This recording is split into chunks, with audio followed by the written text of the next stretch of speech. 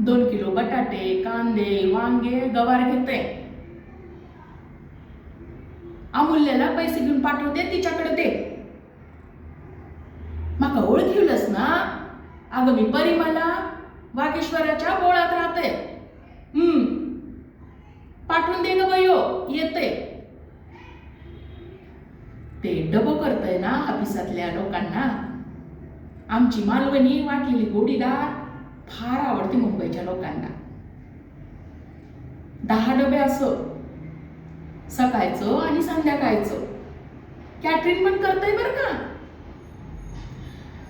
माका 4 पोरी, एकापेक्षा एक सुगरण. आरती, आदिती, आद्या, अमूल्या.